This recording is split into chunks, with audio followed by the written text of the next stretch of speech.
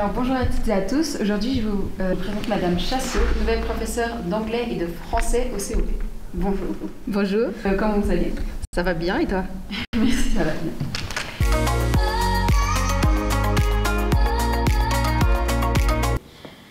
Maintenant vous avez 30 secondes pour vous présenter. Alors, je m'appelle Lucille, mon prénom a été trouvé sur une pierre tombale par mes parents qui sont franchement bizarres. Alors, il faut dire que la pomme n'est pas tombée très loin de l'arbre parce que je suis aussi assez spéciale. Ce que j'aime plus que tout dans la vie, c'est lire. J'ai toujours aimé lire. Je me souviens que ma première nuit blanche, c'était pour lire des livres. Je pense que j'avais 9 ans. Je l'ai beaucoup regretté le lendemain. Je suis aussi passionnée par l'archéologie, étonnamment. J'ai pas fait archéologue parce que j'avais envie d'avoir un travail afin de pouvoir manger un jour, mais je fais beaucoup d'archéologie expérimentale et de reconstitution archéologique. Okay.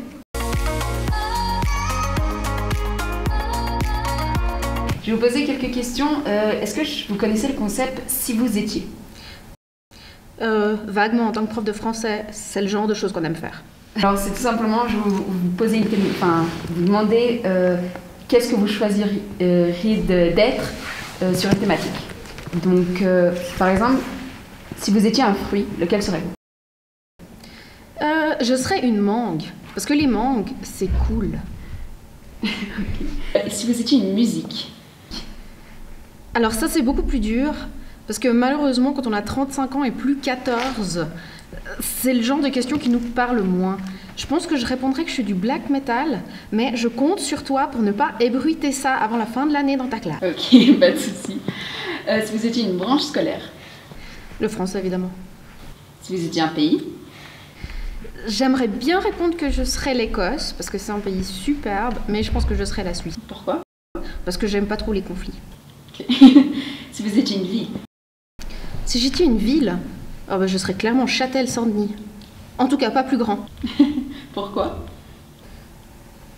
Les gens, il y en a plein dans les villes. Si vous étiez une marque? La Migros. Migros? La Migros. Okay. C'est la seule que je connais. Une fleur? Un chrysanthème. Pourquoi? L'orthographe est vraiment fun. Et en plus, c'est vraiment beau. Okay. Une célébrité? Moi-même, je compte. Si vous voulez. Un emoji? Non. Un emoji. L'emoji caca. Ok. Un film? Un film? Oui. Je suis vraiment pas cinéma. Alors je passe. Ok. Une langue? L'anglais. Ok.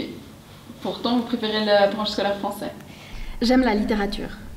Et je l'aimerais mieux en anglais. Malheureusement, je pense pas que j'ai beaucoup d'élèves qui suivent si je fais des cours de littérature anglaise en anglais. Effectivement.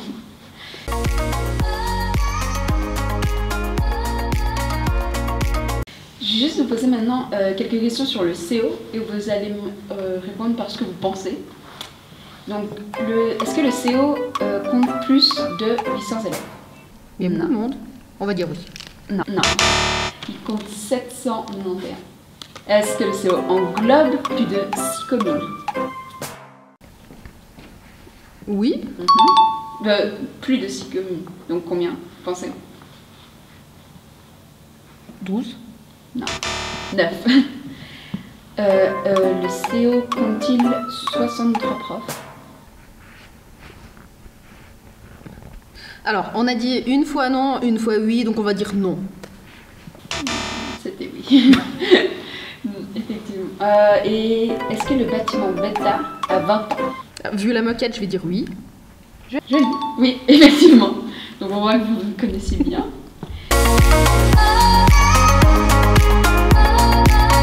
Vous venez d'arriver ici à Fribourg et en Bevèze. Je voulais vous demander comment vous vous sentiez ici. Je me sens bien, le CO est vraiment chouette, j'aime beaucoup l'ambiance. Et bon, moi je m'appelle Chassot, donc je suis extrêmement fribourgeoise, donc pour moi c'est un retour que je vis du coup très bien. Très bien. En étant prof de français, je vais vous demander quel est votre auteur préféré? Alors malheureusement c'est une auteure anglaise, je pense que c'est Anne Carson. Ok, et vous pouvez me citer quelques bouquins qu'elle a fait? Alors, en fait, je suis désolée, je me out en tant que nerd sur la radio locale. Mais bon, ma foi, il faut que ça sorte un jour.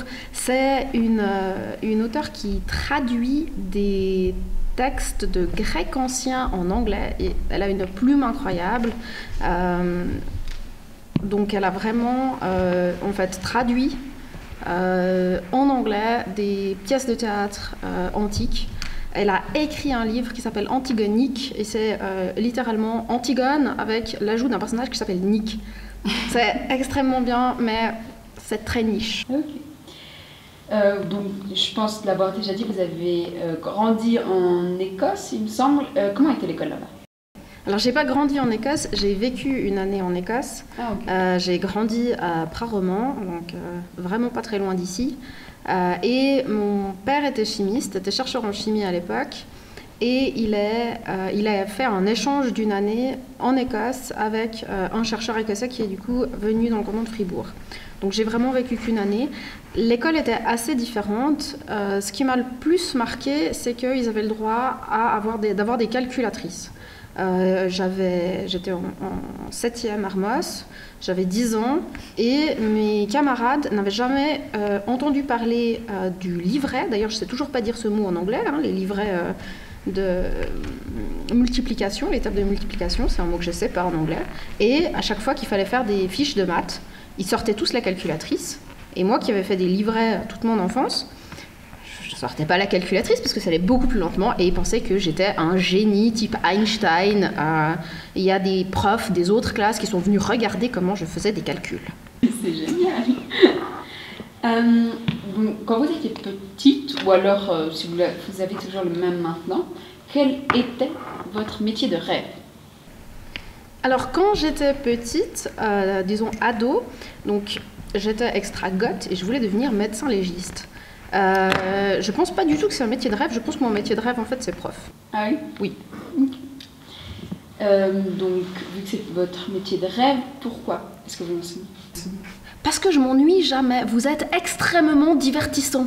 Il y a toujours quelqu'un qui est en train de faire un truc incroyable. Soit vous êtes drôle parce que vous êtes stupide. Je suis désolée, quand on se met des stylos dans le nez pour dire je suis un morse, je pense que je peux utiliser le mot stupide. Mais sinon, vous avez plein d'opinions, vous avez toujours quelque chose à dire, il y a toujours un dialogue et moi, c'est vraiment quelque chose qui me passionne. Est-ce que vous avez, en tout cas, si vous vous rappelez, une année que vous préférez dans votre vie?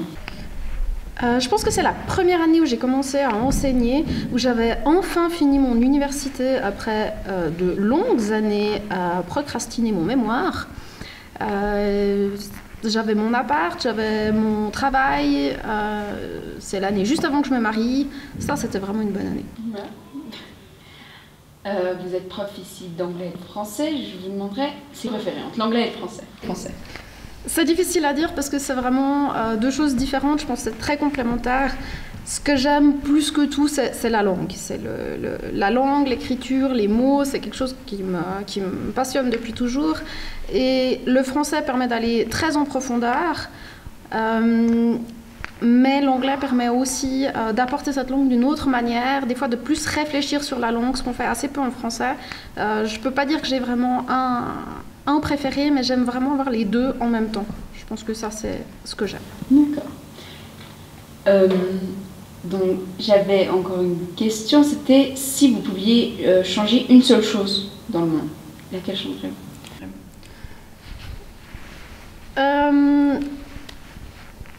Alors, j'ai pas de formulation en français pour ça. Je pense que j'ouvrirais l'esprit des gens.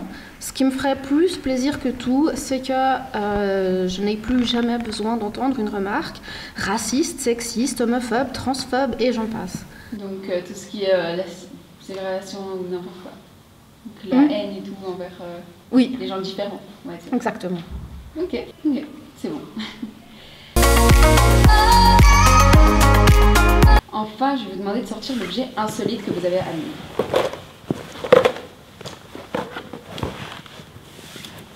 Alors, pourquoi est-ce que vous avez pris cet objet? Bon, parce que franchement, il n'y a pas beaucoup plus insolite.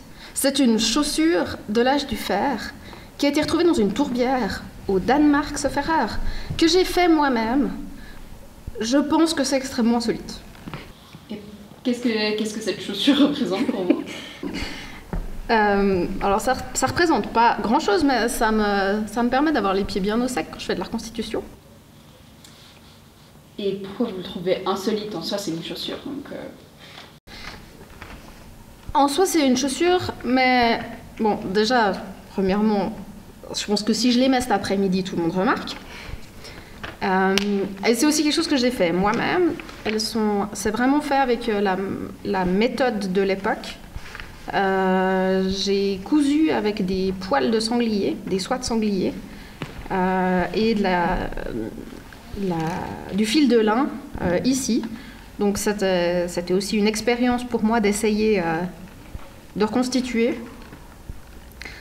C'est aussi quelque chose que j'ai testé en conditions neigeuses.